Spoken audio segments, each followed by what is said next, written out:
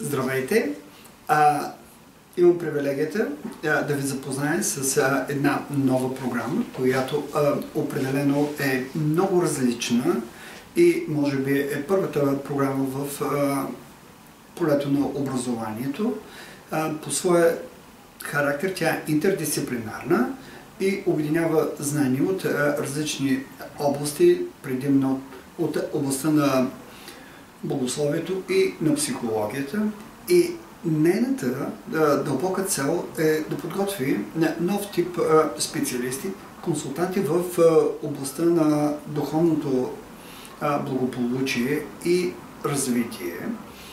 Смисълът на тази програма е да очертае позитивните измерения в човешки живот, да очертае възможности за развитие на силните страни и на креативността на човек, да очертае възможностите за постигане на един по-дълбок смисъл и удовлетворение от живота, от професионалния живот, от семейния живот, да се постигне едно много по-дълбоко разбиране на връзката на човек с Бог. Самата програма е структурирана в 4 семестъра и тя дава знания в различните области от живота и заедно с това обединява и различни практики, така че хората, които завършват тази програма, да имат компетентности в областта на подпомагане в индивидуален и групов формат на хората да могат да достигнат до едно по-високо ниво на развитие, да могат да развият силните си страни и да живеят спрямо своите възможности, които за жалост във всекидневния живот остават не до там реализирани. Що се отнася до хората, които са въвлечени в тази програма, това са специалисти не само от България, но и от чужбина. Специалисти, които са с изключително високи експертни познания в областите, в които преподават. Бих искал да спомена няколко имена.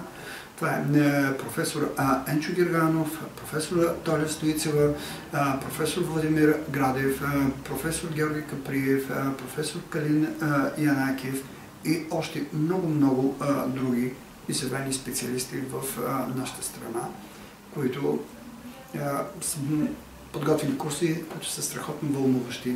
И действително ученето в тази програма е едно не само удоволствие, не само развитие на компетентности, но и на една вътрешна промяна. И бих искал да кажа няколко думи за реализацията. Хората, които ще завършат тази програма, ще могат да работят във всяка една област от човешкия живот, в социална сфера, в духовна сфера, в образователна сфера и биха били изключително полезни като консултанти при опита да се оптимизира човешката дейност, професионалната дейност, да могат да се развият силните страни, за да може да постигне човек една по-висока ефективност и удовлетвореност от.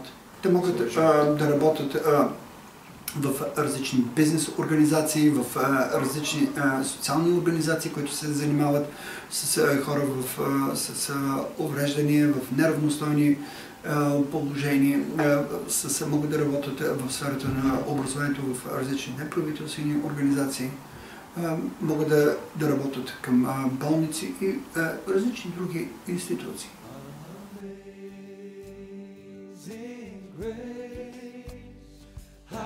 Sweet the sound that saved